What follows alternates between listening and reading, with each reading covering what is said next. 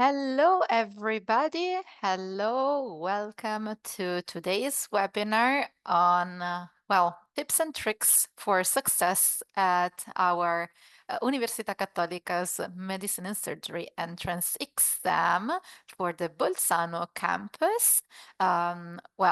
First of all, a couple of technical things. You have a button at the bottom of the screen that's going to be the question button. And please, if you have any questions, and I'm sure you have many, please use that particular button to type all your questions so that we can read them later and answer to them. Also, if you want, please let us know where you are from and where are you watching us from, because it's really, really nice to see how many students from all around the world are listening to us. There's going to be a registration of this webinar, so just to let you know, and if you can't stay for the whole duration, it is absolutely okay. We're going to send the registration later on. So, without further ado, I think it is time for us to start the webinar officially and go through the agenda for today. So, what we are going to do is we're going to have an overview of Cattolica's Medicine and Surgery entrance exam. And then we're going to talk to David, who is a student actually in Bolzano right now. He's going to tell us a bit about what the experience was in preparing the entrance exam and what actually he is doing now in Bolzano in the Claudiana University Center for Health Profession, and how he's doing as a med student. So I'm very happy that he's with us actually. So let me introduce him, um, you know, in the official way, and myself as well. So I'm Giulia Invernizzi. I am the moderator for today's webinar, and I also am an international recruitment manager for Cattolica International. And David with us is a first year student, as I said, in the Bolzano campus, and he's going to answer a little bit of questions. Actually, we have quite a few. So you're going to hear his voice as much as you are going to hear my voice. So I'm really happy that he's with us. You also see Arianna. She's going to be my backup for today. She's going to read your questions, and if they're not too difficult, she's going to answer to them as well. Otherwise, at the end of the webinar, we're going to have a little Q&A session as well. So let's start. I'm going to remind you some of the logistical details of the exam. So first of all, it's going to be an online exam administered through a proctoring system, which is going to take place on May 14th, 2025. The time range is going to be delivered to you in a couple, I would say, couple weeks, but we're going to go through that later on as well. But there is going to be a time slot. It's not only going to be an hour. It can be from a couple hours to a half a day. So it really depends. And we're gonna have some information about that. We're gonna send it out to you later on. The feedback you're going to have, of course, you're gonna have a feedback on whether you have passed the exam or not, and if you are admitted or are waitlisted. And it's going to be from the 29th of May, 2025 for EU applicants, and from June 3rd for non-EU applicants. Don't worry if they don't come along right on the 29th. It can happen sometimes that they get to us actually a little bit later, but we are going to send it over to you. Don't worry. Another couple things. We have 50 places available for the EU pool and 10 places available for the non-EU pool.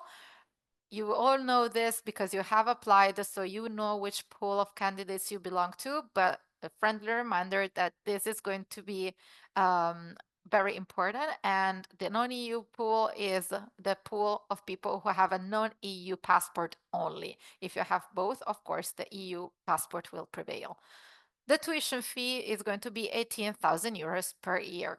So those are the, I would say, minimum logistical details that you need to know before going into the actual entrance exam, which we're going to talk about now. So as you may know already, the test consists of 65 multiple choice questions. They are divided between different kinds of subjects. It really, of course, all of them have to do with science, I would say. The only exception is the 5 questions on religious and ethical culture.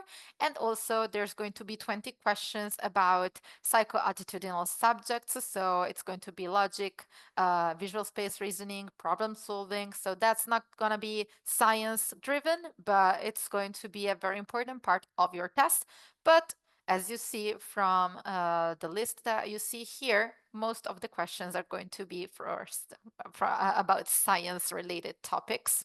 You have 65 minutes to complete the test, so it means you have 1 minute per question. So use your time wisely. We're going to talk about this as well a little bit later with David as well. But one last thing, remember that this is Cattolica's very own entrance exam, meaning that it is not the IMET, it is not TLC, it is not any other form of exam that you can take to go to get admission to public universities or private universities in Italy, other private universities in Italy, meaning that this is only going to get you admission if you pass it. It's only going to get you admission to the Università Cattolica del Sacro Cuore Medicine and Surgery exam. Okay, so that's definitely something very important to know. Before we go ahead, I know that most of you have these questions.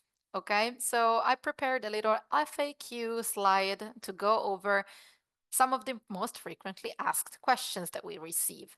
First of all, you guys know that there's going to be a test on the 14th of May. You don't know the test scheduling, but the available time slots are not yet defined. As I said, candidates will be free to choose from a wide range. We're gonna absolutely send you details a little bit later on in the application timeline. Um, Another thing, very important thing, as I said, you have 65 minutes and you have 65 questions. The time management will be your responsibility. So use your time wisely. And we are also going to talk about how to strategically use this time a little bit later with David. But as a rule of thumb, now you're going to university, time management is always going to be a candidate's responsibility. This is very important if you plan on studying in Italy because we're gonna talk about this, but the Italian system gives you a lot of space, a lot of free will in terms of what you choose to do with your time. So you have to choose wisely, actually. Another thing, technical requirements check. Selexi, which is our partner, the partner who usually takes care of actually giving you the exam. So preparing the exam and making sure that everything is set so you can take the exam. So they are also going to be the ones sending you the email with instructions on how to complete the technical requirements check from the 7th of May on. So if the test is passed, students, so you will be able to select your preferred test time slot during this with this interface that I talked about, Selexis interface. You're gonna be able to choose when you want to take the exam, when and where, and from what kind of email will you receive all this information. As I said, from 7 May, it's going to be an email sent by convocazioni@ilmiotest.it. Check your spam regularly because we know that sometimes these kind of emails go into your spam folder, but we do not want that to happen. So, check every once in a while. Also, last but not least, what can I use during the entrance exam? What are my tools that I have to that I can use? Well, a blank sheet of paper and a pen. That's all you're gonna be able to use. It is actually mandatory that you do not use the calculators. Of course, you cannot use cell phones, so you cannot use ChatGPT. Well, I mean, sorry that sorry to say, but ChatGPT is not gonna be an option for this for this exam. That's it, I would say. As far as the most frequently asked questions we usually get, so we can go ahead and hear about what you can do to prepare for the entrance exam, because there's going to be a couple ways that you can do it. Well, first of all, there is some official material that you can use on our institutional website, www.international.unicat.it. I'm gonna also leave it, actually, it's here as well, but I'm gonna also leave it at the end of the webinar for your own use. Also, on the same webpage, well, of course, the section dedicated to the medicine and surgery Bolzano program, you're gonna have some information about the preparation courses that you can also hear about and learn about by getting the QR code, scanning the QR code, so you can see a little bit what they're about. If you feel like you're insecure about one specific topic, one specific subject versus, I don't know, many specific subjects, that's going to be something that can help you prepare for the entrance exam and be more efficient in your answering during the exam as well.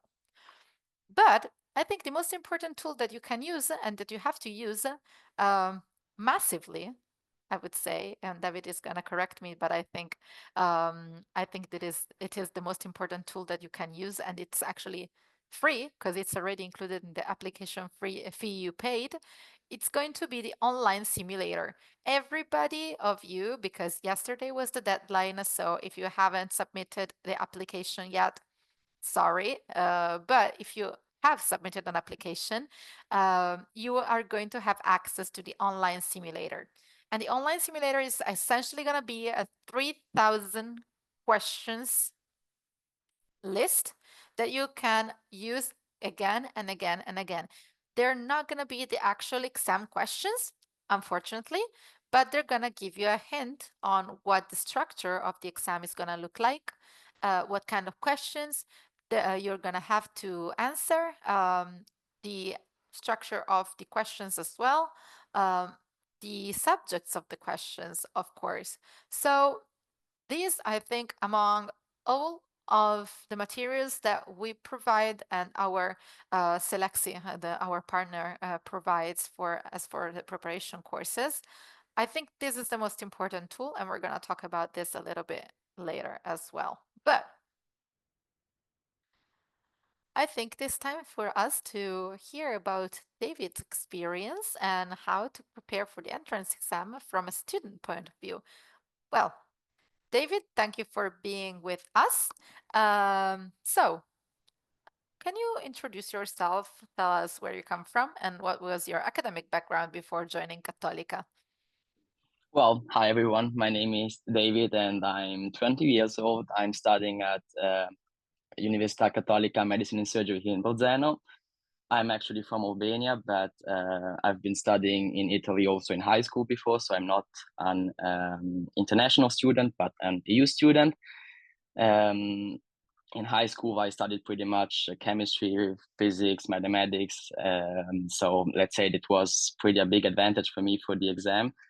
But then I decided to go 1 year physiotherapy, and as soon as Cattolica made it official that they would introduce the new course of medicine and surgery, I decided, let's say, to subscribe, and the test went really well. So now I'm here, and I'm happy to share my experience with you, and I hope to give you some advice, let's say, that helped me, let's say, to go through the test, and hopefully you will get through it too. Thank you very much, David. So, let's go back to when you decided to apply to Cattolica. So, how did you prepare for the entrance exam? Did you have a study routine? Did you use the materials that we provided on our website? What did you do? Well, let's say that as I was studying physiotherapy in my first year, in the first semester, the Cattolica announced, as I said, the new course of medicine and surgery, and I already knew that I wanted to do this. So I, let's say, continued studying my studies at physiotherapy, but at the same time, I focused on the entrance exams and all those questions that and subjects that you were reading before. I had a routine, I have to say. I mean, almost not every day, but as the exam date came closer, every day, but before maybe a little bit less.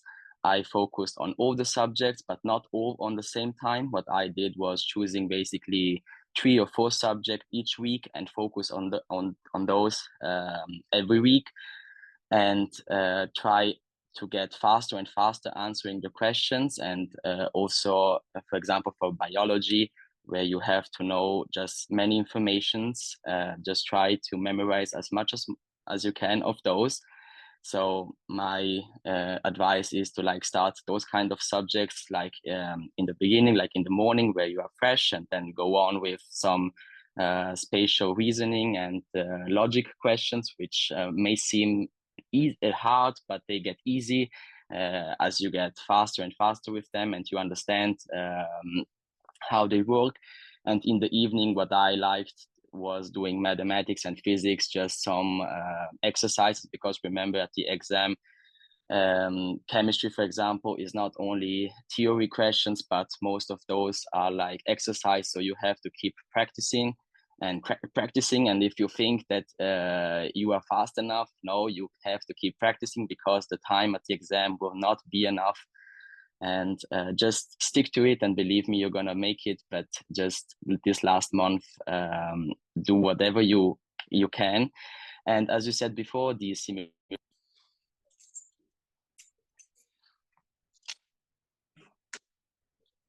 David, I think we can't hear you anymore, actually.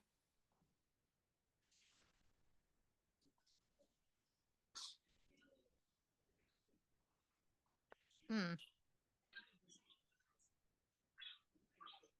No, I can't hear you.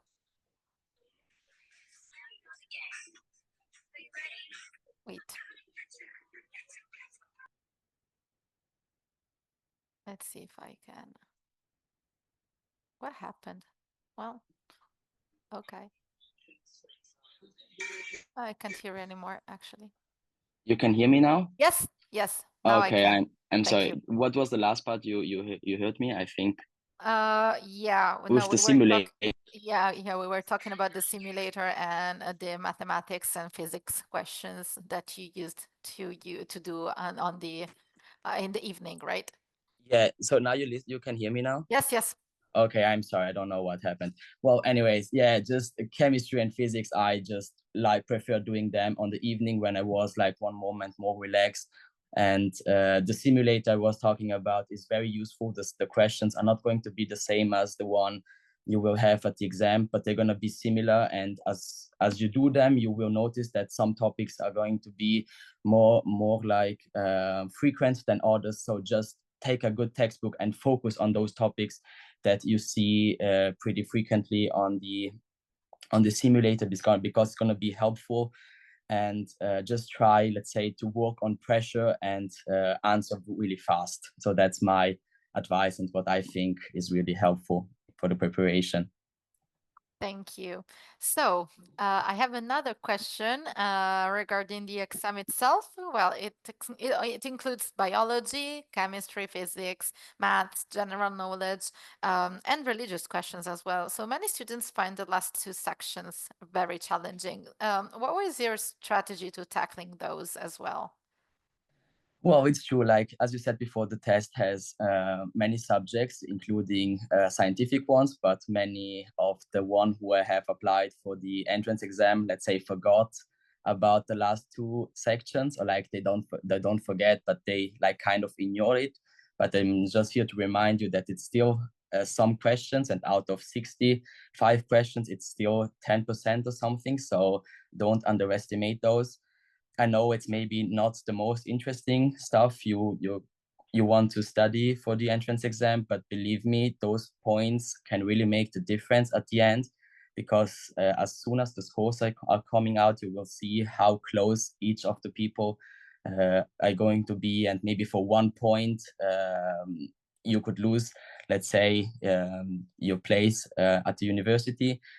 It's challenging, yes, but it's not impossible. I mean, the questions, if you just read maybe some religious articles on the Cattolica website, you will see some recommendations they give you with some titles, and you can just search them up. You don't need to read the whole book. You can also, let's say, I mean, try to summarize it. You can find it easily online. Just take a look and read it real quickly through, and believe me, it's going to be helpful to just answer those 5 questions and have those 5 points more at the end of the exam.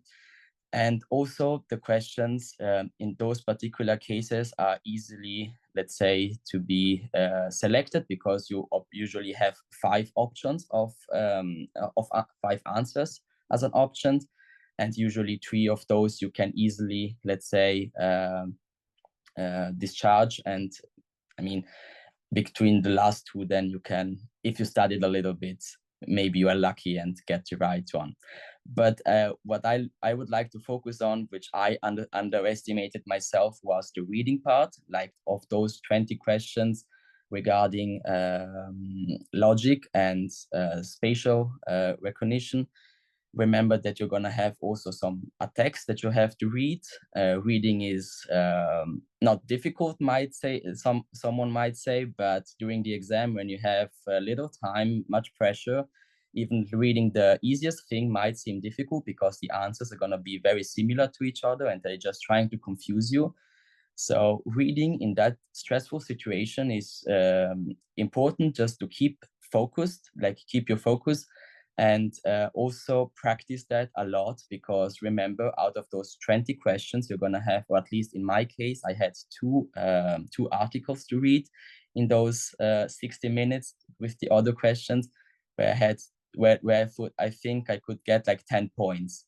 So reading is pretty important. Just keep practicing that too, and don't underestimate it. Thank you. Yeah, don't underestimate any of the parts of the exam. I think any of the Yeah, subjects, everything that's is correct. important. Yeah, it's after all, it's only 65 questions, so it's not going to be that many points in difference from the people who get in and the people who don't get in. So another question is, in the final weeks before the exam, did you change your approach? What were your top priorities in that period?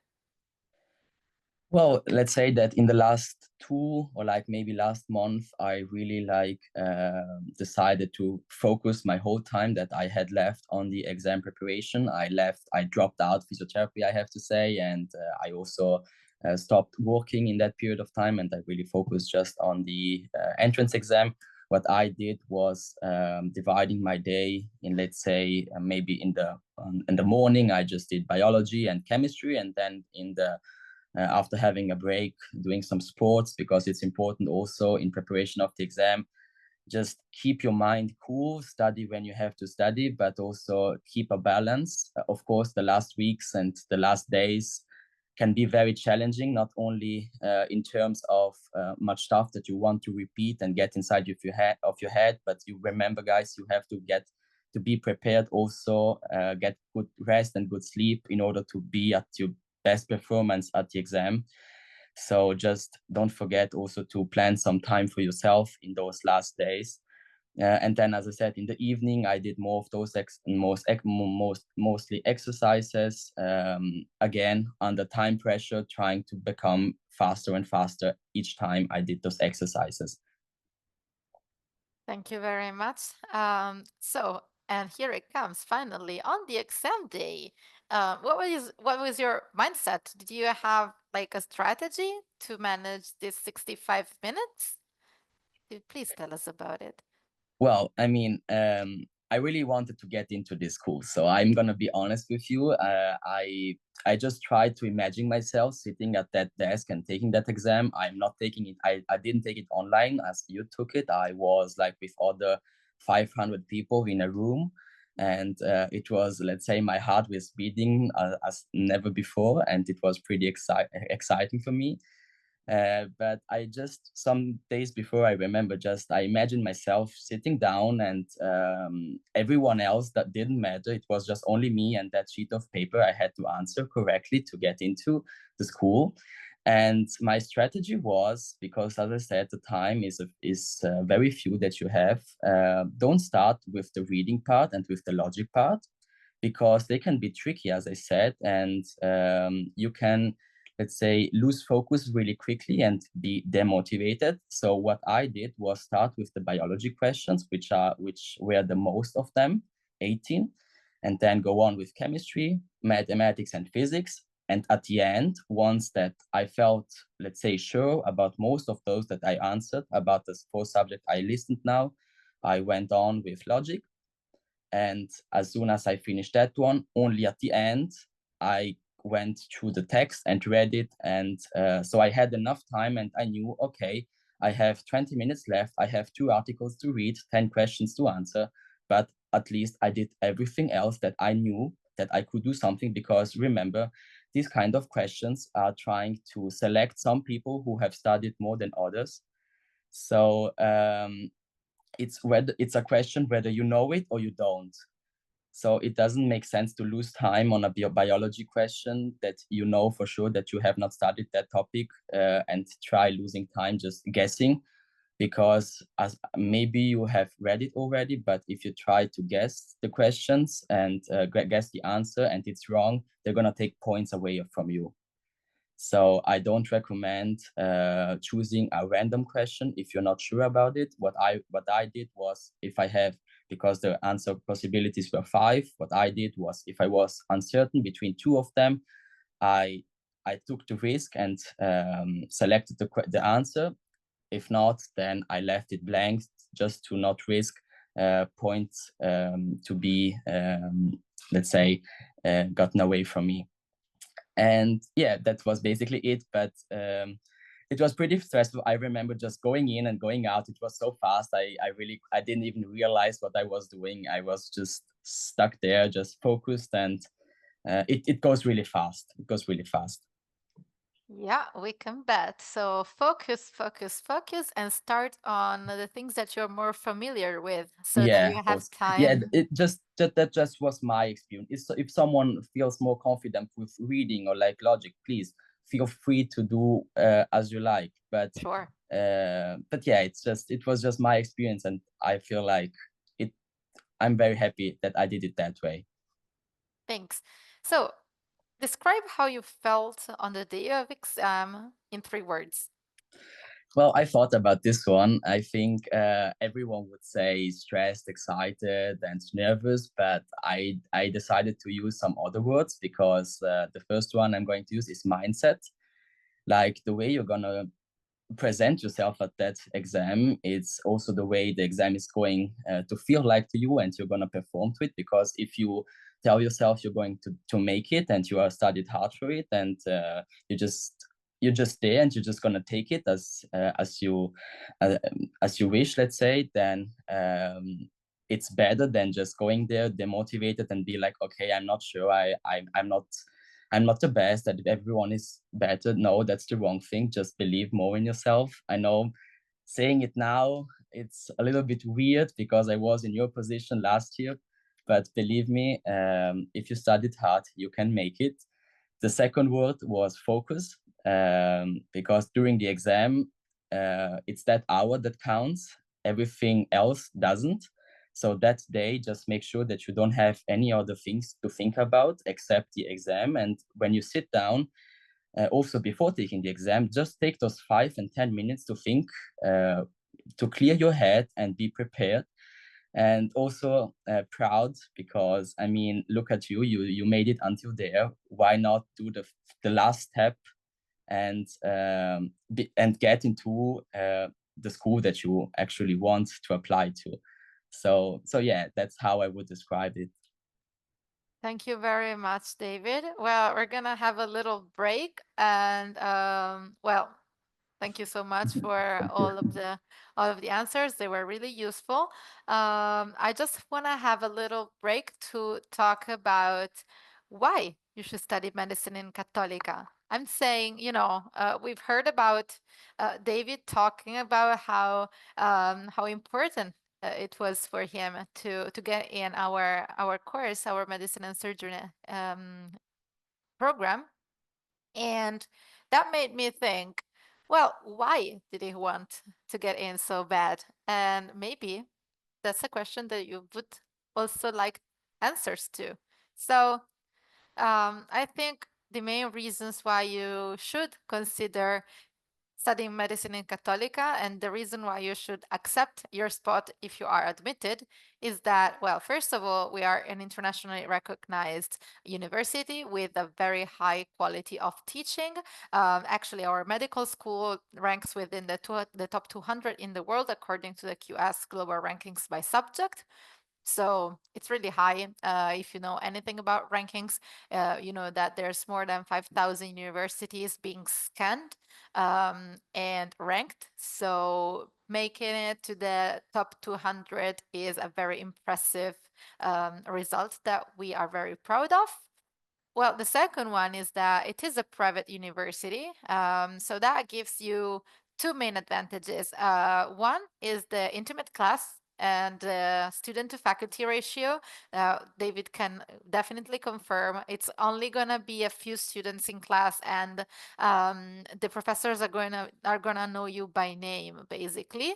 And also a really high retention rate, meaning that since our students have a great experience, they do not feel the need to transfer anybody anywhere else.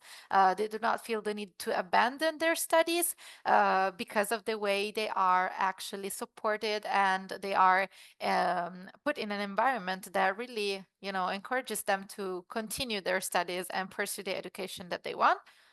That's the first thing that, you know, having a private university really gives you an advantage for. And then the second one is that you get the exams results earlier than others sometimes. So if you are waiting for the IMAT, if you're waiting for any other entrance exam result, you're gonna get ours. Usually, you're gonna get ours sooner.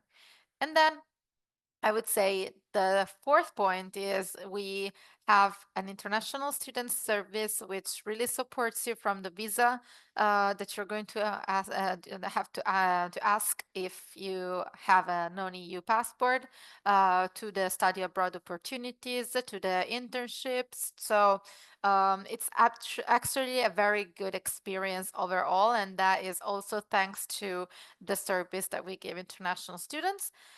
And then I think, but last but not least, is the campus, because Claudiana is a university center for health professions. So it gives you the early access to patients that you can actually feel from day one. It's 100% medical atmosphere that you're gonna breathe. And also David is nodding because he knows.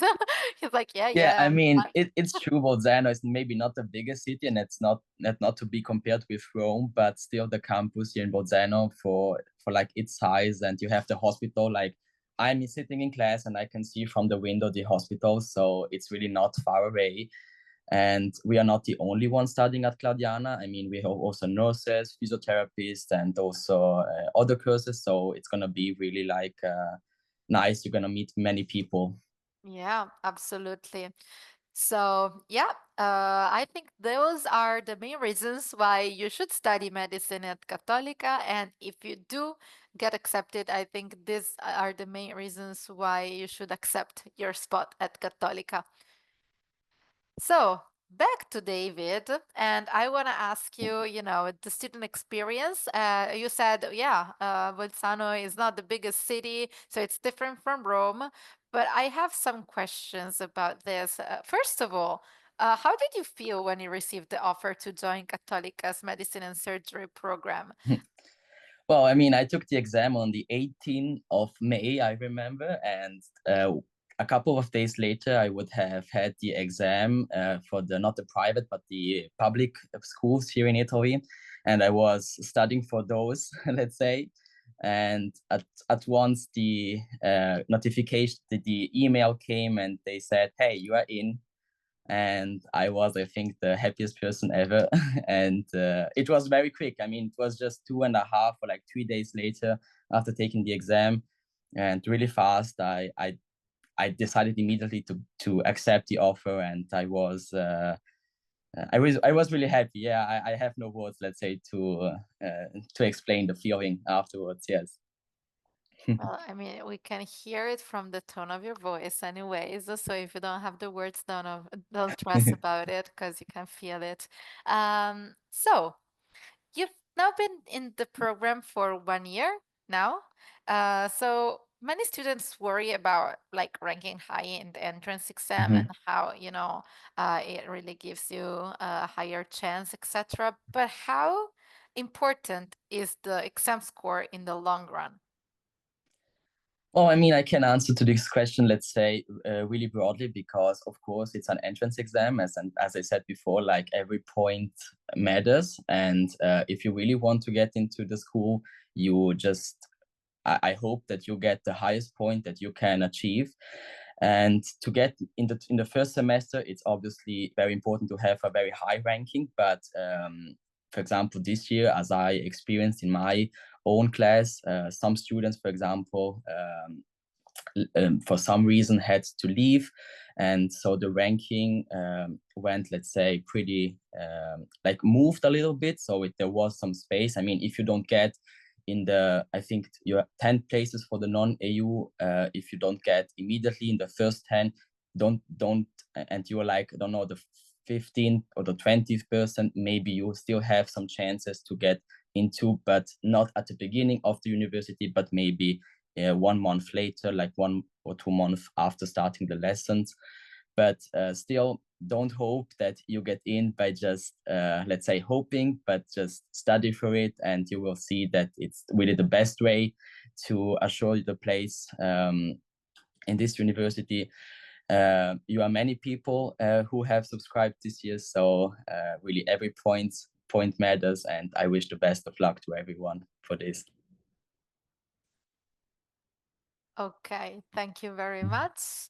And I would say, well, medicine is a demanding degree. How have you managed to balance studying with your student life over the year that you've been here?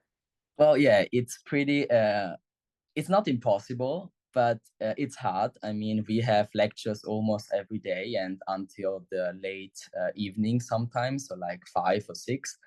And afterwards, having to study again and repeating the lectures is not very easy always. But it's okay. I mean, on the weekends, I can take maybe 1 or 2 days off. I don't have to study all the time.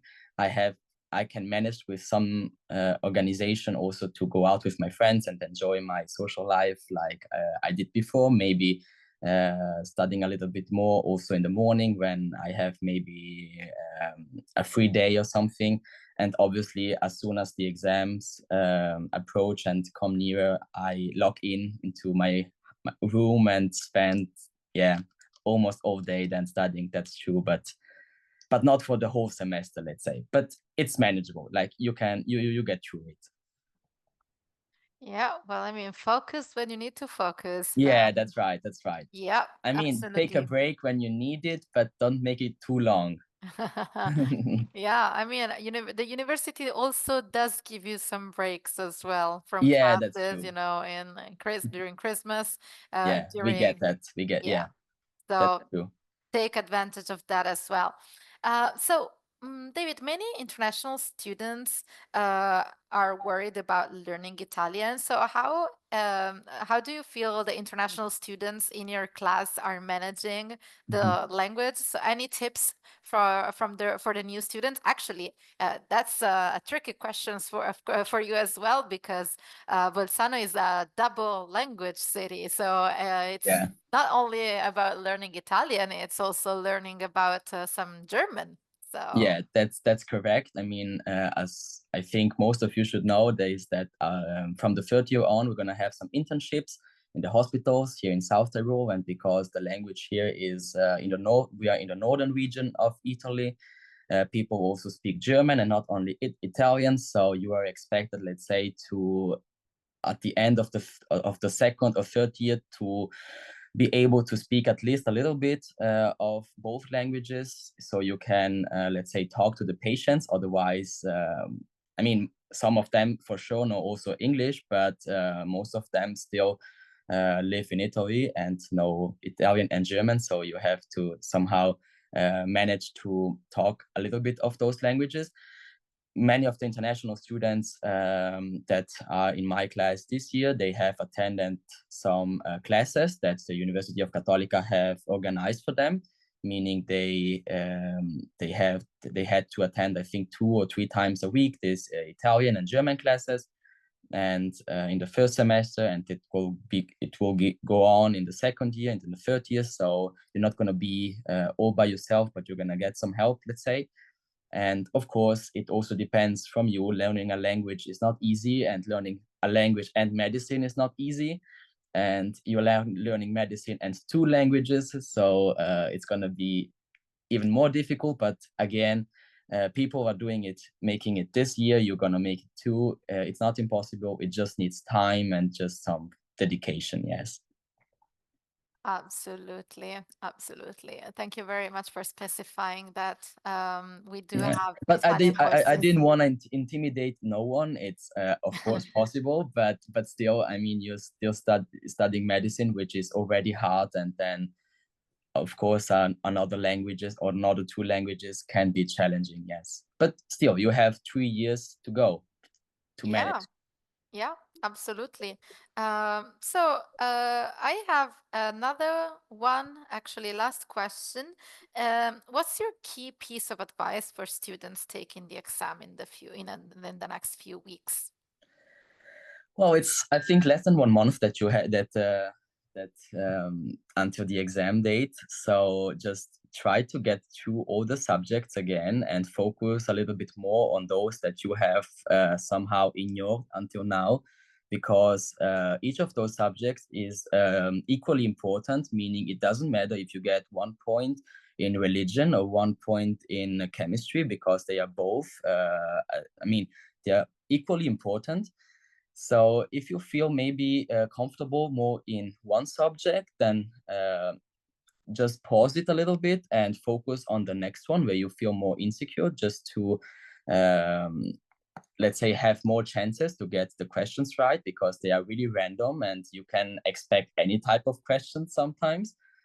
And as I said before, just keep practicing also the part where you have to read the reading part, what I did, because to get into Cattolica, you also need the Cambridge and the IELTS and all those language certifications. And the reading part is, I would not say the same, but it's a good exercise also to do, let's say, some of those Cambridge reading exercises in order to get best prepared for the Cattolica entrance exam.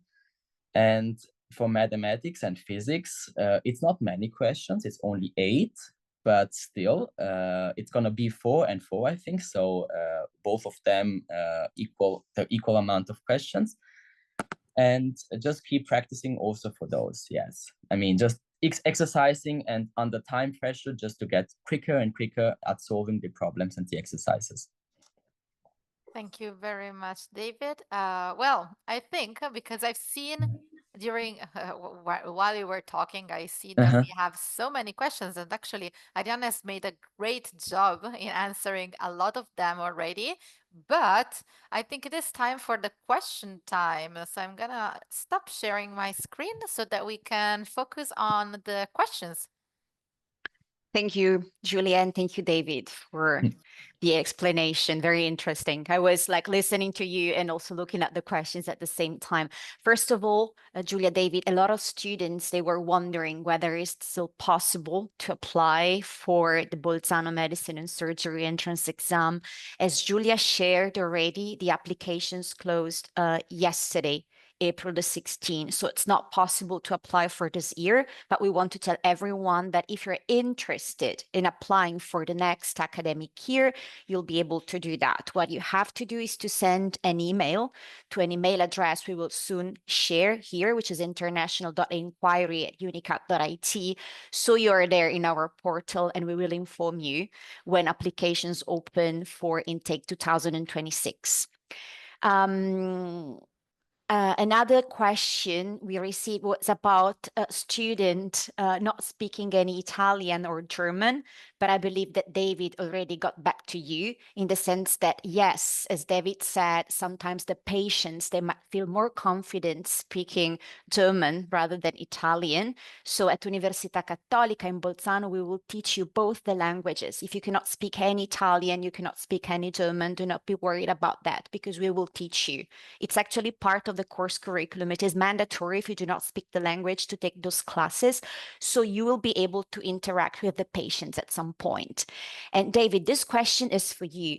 When do you actually get access to the hospital and to the patients? Some students, they were wondering whether there are any practical activities during the first and second year, or should they expect to start dealing with patients and getting into the hospitals from the third year?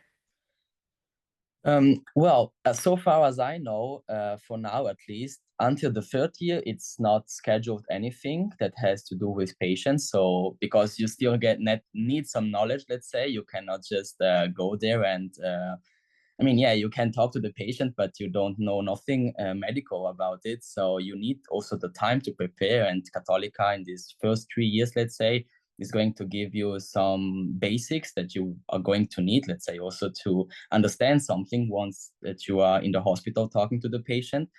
But as far as I know, at the end of the third class, or like at the beginning of the fourth one, we're gonna have internships, yes, and we will be sent it all over South Tyrol. But I think that is going to be still organized. So because it's a new course, obviously.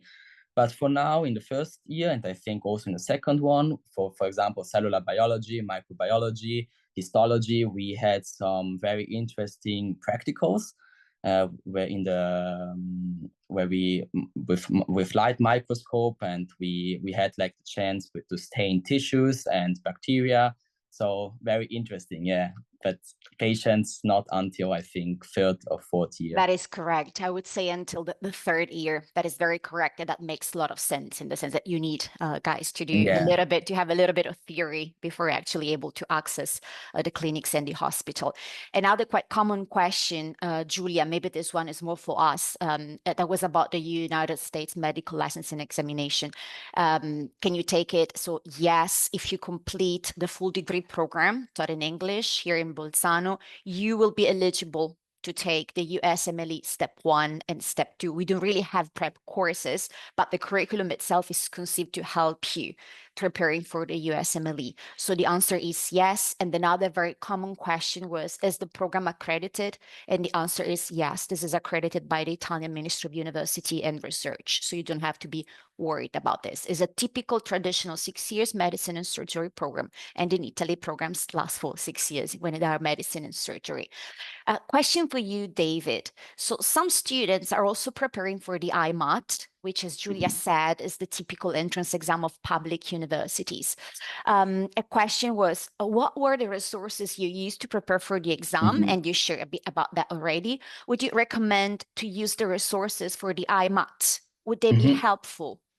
Well, as I said, yeah, I was preparing, let's say, for many entrance exams at the same time. So my sources were like not only one, but many, which is also very important in this case, because as I said, the questions can be very random sometimes, and sometimes they ask really crazy thing. I'm gonna be honest with you, but the IMAT books are the ones for the public university, as already mentioned, but they are fine. I mean, I would not use only those, but they are, of course, a good source of studying, and just check also on your simulator and the questions you're going to find there and compare. And if you see that some subjects in the simulator, let's say, appear more often, just, I don't know, go to library or like online and look some videos and just dig deeper into the topics that you are missing on your IMAT IMAT, and you will be fine.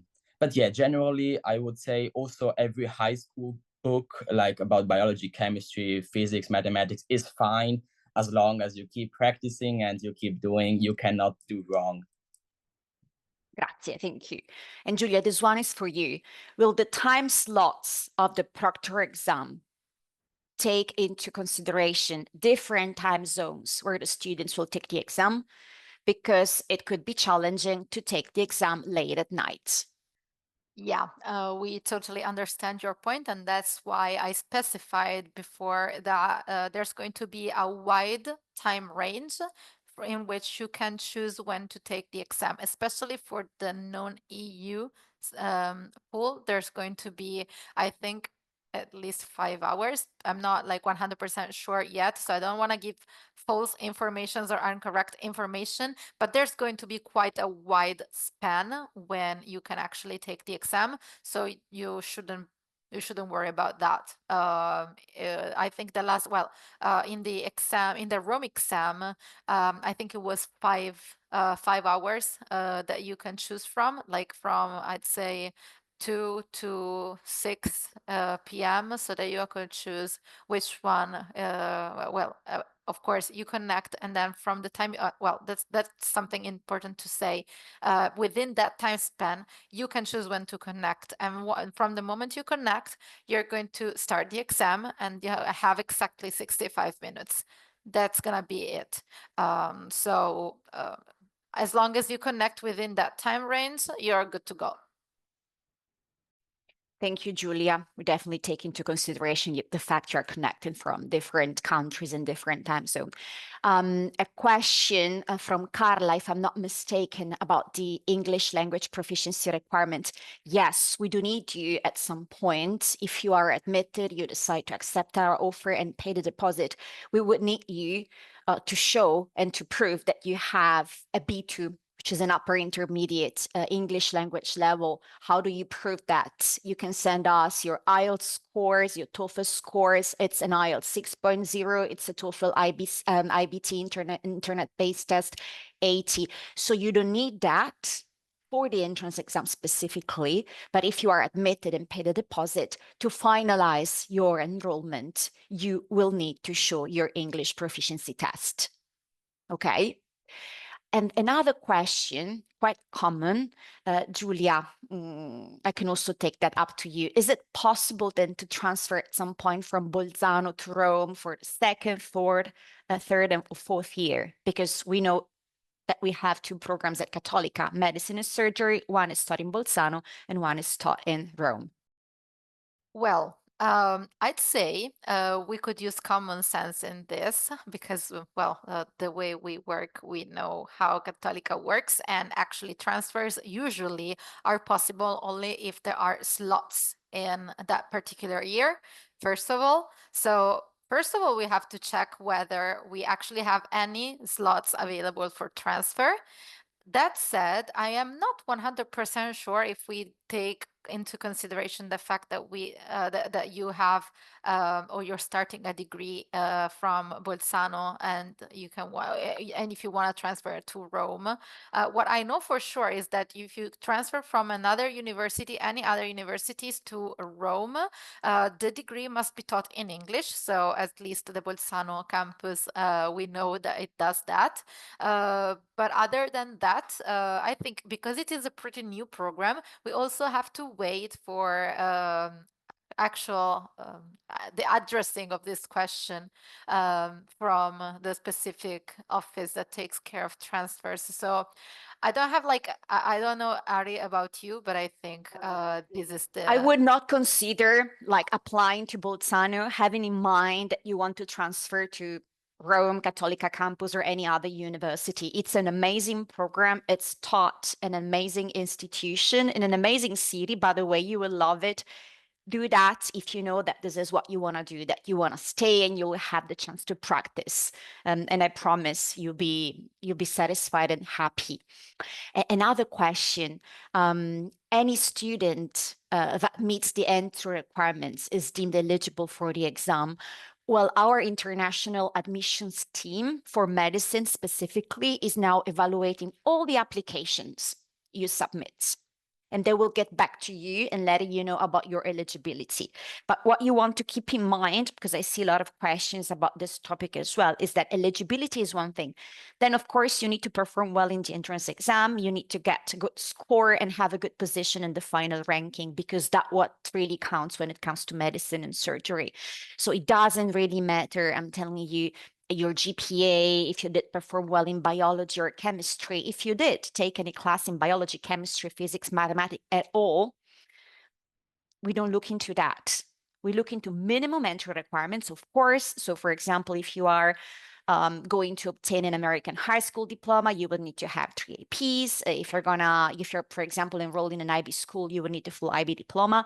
On the university website, you have the list of the entry requirements, but what really counts in general is how you perform in the entrance exam, okay? So keep this in mind, and don't forget, this is not the IMAT, okay? It's a completely different entrance exam, and as Julia was saying, it's organized quite early compared to the IMAT. Let me also see a few students ask about scholarships and financial grants, and I shared with you the link that we also have on the university website about the scholarships and the financial support given by the province of Bolzano. And again, about the USMLE, does the course prepare you for the USMLE? It's not a prep course specifically, but it's somehow conceived, the curriculum itself, to prepare you for the United States medical licensing examination. And I want this to be crystal clear for all our students. Julia, would you mind sharing our email address, like the international office email address, with the students in the chat, so they know they can refer to us if they have specific questions? Someone is also asking, do I need to take an English exam for admission if I'm a British citizen? If you're a British citizen and you did study in English was the medium of instruction, that will be okay. And don't forget that anyway, the English language certificate can be submitted after the enrollment, okay? Thank you, David. I see that you got back to Raya. Will the time slots sorry, there was another question that was not about the time slot and I lost it. Someone was asking about the simulator having 2 texts, which I was not completely clear about the questions as I haven't but you know that because you've taken the test and you know the simulator. I mean, I don't know if I have to call it article or like text. I don't know, like in Italian we say so, yeah, testo, articoli, yeah. article, maybe like just a paragraph where you have to read something and they're gonna make questions out of it at the end. But the questions are going to be a little bit more difficult than those that you have in a simulator. Like in a simulator, you have questions that are more like general like statements, but at the exam or like when I took it, the questions like were really similar to each other and just one word was different. And it was one of those, I just remember, I can tell you, it was about diabetes, for example. And it explained you the different type of diabetes and about this new research they had done and this new medicine. But the answer itself was not in the text, but you had to somehow understand it, like with the different options. It was not written in the text, the answer, but you had, by reading it and staying focused, you were like challenged to understand, like the test want to understand if you are capable of retaining that information and out of that information select the right answer.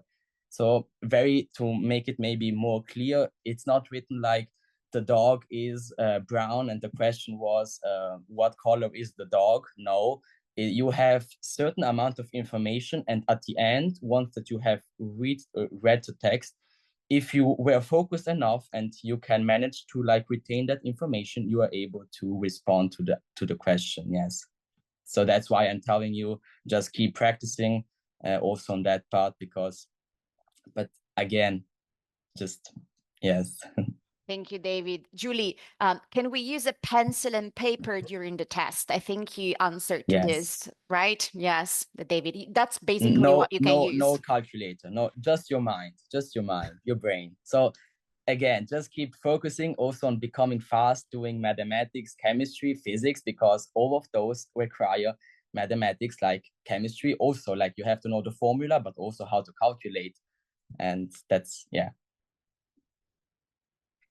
Thank you. And I would say just the last reminder, and thank you, Julia, for sharing the contact information, that for this coming academic year, we have a maximum capacity of 60 seats. That's why we're doing this webinar. That's why it is important that you perform well in the entrance exam. So 50 seats for EU candidates, and EU means EU citizens living anywhere, and also non-EU citizens living in Italy. So you will be considered as part of the EU pool if you fall under one of these categories, and 10 for non-EU candidates. So this is just a reminder for you. And I see we have also other questions. I'm not sure we have time. A few of them, I think we have already answered them live. This will be, it's been recorded. So you will receive the recording. And Julie, I think this is also going to be available on our website very soon, correct? Yeah, absolutely. It's going to be available. So if you do want to rewatch it for any reason, maybe you were distracted for a second and then you missed the important information, you can absolutely do that. Thank you very much. So one last thing, if you have any questions, you can absolutely go on our website and look for information, because it's plenty of information. And I know because I write it. So I know that there's a lot of things on the website. It's just a matter of reading through them. If you still cannot find the answer to the questions, you can contact international admissions and or international inquiry if you are a prospect student. I just put the international admissions email because most of you right now have been selected for the entrance exam. So most of these questions, I think, would be for the international admissions office. And if you have any other questions, you feel free to just shoot us an email or use the chat bot on our website as well, because it's really useful. Thank you very much for having attended the webinar, and well, very, very good luck for your entrance exam. Thank you, David, and thank you, Ari. Thank you for inviting me. You're Good luck to welcome. everyone. Bye-bye. See you next year.